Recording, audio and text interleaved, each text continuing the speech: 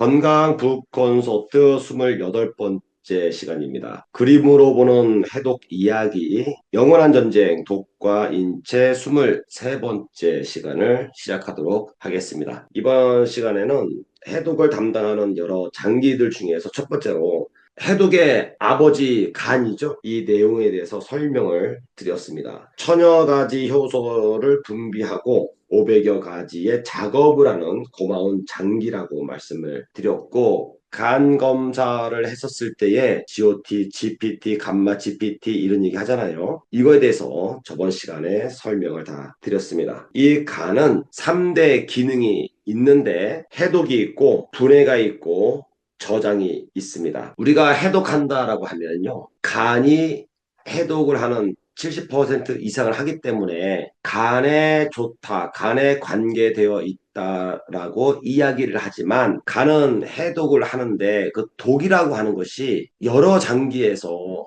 혈관을 타고 간으로 유입되는데, 그 중에서 가장 많이 들어오는 것이 대장이에요. 해독을 한다라고 한다면은 간에서 해독을 하겠지만은 실제적으로는 대장에 해독을 한 거예요. 그러면 대장에 해독을 한다라는 이야기는 내가 매일 보고 있는 변이 물에 뜨는지 안 뜨는지, 그것이 대장의 기능을 정상으로 하고 있는지에 대한 척도라고 말씀을 드렸습니다. 내가 매일 보고 있는 배설되는, 배변되고 있는 이 변이 물에 떠야만 정상변이라고 말씀을 드렸고, PM 식품을 드시는데 나는 왜 좋아지지 않아요? 오래도록 PM 식품을 많이 먹었는데도 불구하고 좋아지지 않는 이유가 무엇입니까? 라고 했을 때 그 기준점이 되는 것이, 내가 매일 보고 있는 이 변이 물에 뜨는지 안 뜨는지를 먼저 검사를 해야 됩니다. 만약에 물에 변이 뜨지 않게 되면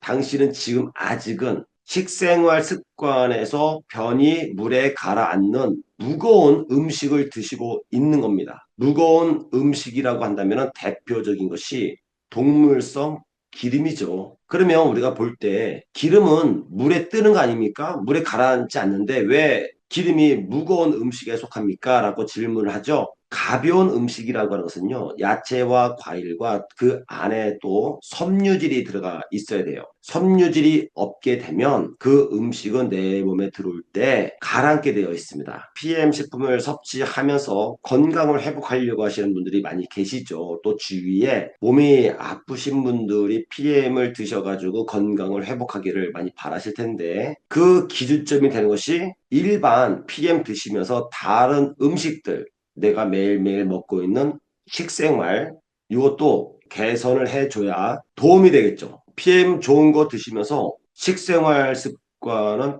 과거에 질병에 걸리는 것으로 계속 하고 있어. 그러면 그분은 좋은 PM을 매일매일 또 돈 주고 비싸게 많이 먹으면서도 불구하고 개선되는 데는 시간이 좀 많이 걸리게 됩니다. 이런 분들, 저는 변이 가라앉는 게 정상이라고 생각을 했는데요 라고 생각하시는 분들, 그런 분들은요, 현미 누룽지를 구입을 하셔서 점심이나 저녁을 일주일 동안 계속 드시게 되면 일주일 정도 이후에 변이 물에서 뜨는 것을 직접 보게 될 겁니다. 그러면 변 보는 것도 매우 수월하고, 그것이 건강의 첫 번째 치유의 한 걸음을 내디디고 있다라고 보시면 되겠습니다. 오늘 시간은 간이 갖고 있는 3대 기능 중에서 분해, 효소 작용, 이것을 다른 말로 말하면 촉매 작용이라고 합니다. 우리가 음식을 먹게 되면 위, 십이지장,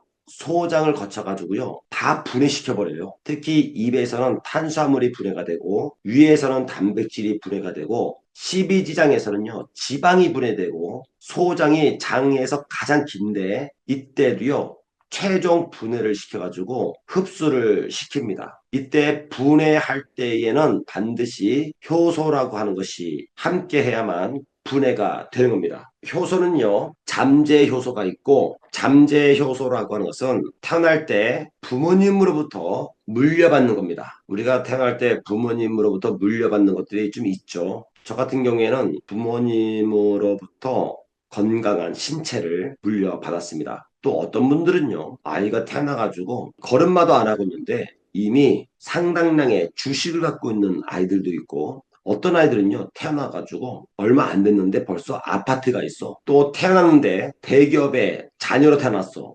그러면 인생이 끝난 거죠. 회사가 망하지 않는 이상은. 부자는 망해도 3대를 간다고 하니까. 태어날 때 부모님으로부터 이미 물려받는 재산이 있는 사람들은 인생이 편안합니다. 그쵸? 태어났는데 부모님으로부터 가진 게 별로 없어. 가지고 있는 것이 아니고요. 있는 것도 빼앗겨.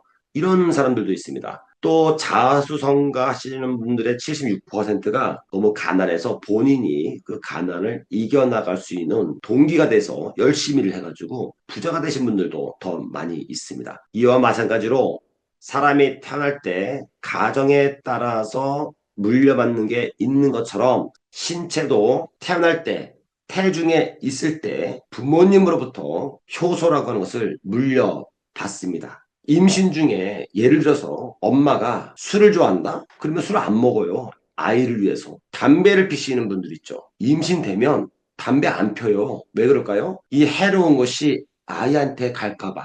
그리고 실질적으로 임신하기 이전에 고기나 술이나 가공된 음식들을 많이 드신 분들 있죠. 이런 분들은요, 실질적으로 아이가 태어날 때 잠재 효소를 많이 물려주지 못하게 됩니다. 그래서 임신하기 이전에 몸을 건강하게 해야만 실제적으로 임신하고 아이가 태어날 때 건강하게 태어나는데 그 건강하게 잘 태어났다라고 하는 것이 바로 잠재 효소입니다. 이것을 갖고 아이가 태어나고 우리가 태어나서 이 잠재 효소 이것을 다른 말로 말하면요.